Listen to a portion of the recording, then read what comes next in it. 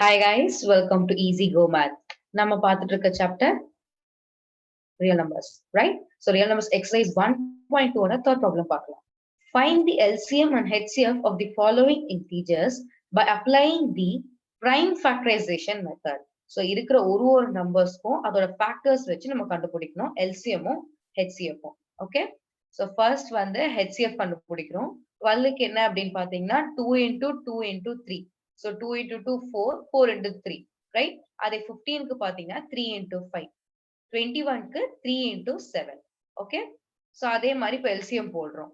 LCM போடும்போது என்ன தெரியுது அப்படின்னு பாத்தீங்கன்னா, first வந்து 2 ஆல் எடுக்கும்போது 6, அப்படியே 15, 20 சேமா இருக்கு. அகைன் 3ல போடும்போது 5க்கு மட்டும்தான். ரைட்? அகைன் 5 ஆல ஒண்ணு போட்டதுக்கு அப்புறம் 2, 7.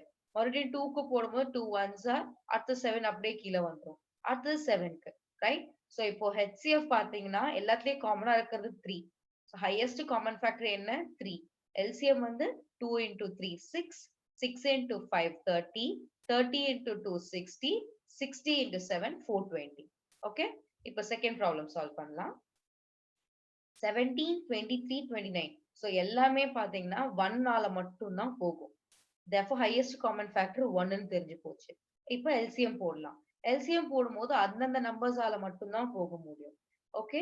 Therefore HCF என்ன அப்படின்னு பாத்தீங்கன்னா 1.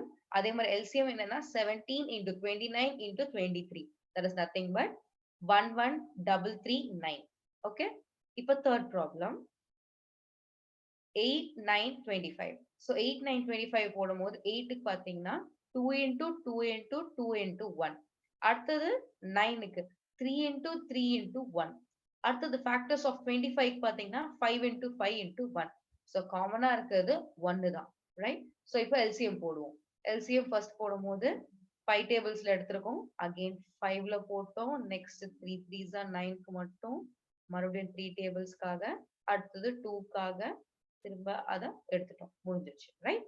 சோ இப்போ உங்களுக்கு என்ன வருது? LCM பாத்தீங்கன்னா 5 into 5 into 3 into 3 into 2 into 2 into 2. அதுதான் LCM. There is nothing but 1800. HCF என்ன? காமனா இருக்கிறது 1 மட்டும்தான். So HCF ஓட வேல்யூ என்ன? 1. ஓகே? So third problem புரிஞ்சிருக்கும்னு நினைக்கிறேன். So நம்ம next வீடியோல நம்ம fourth problem solve பண்ணலாம். Thank you everyone.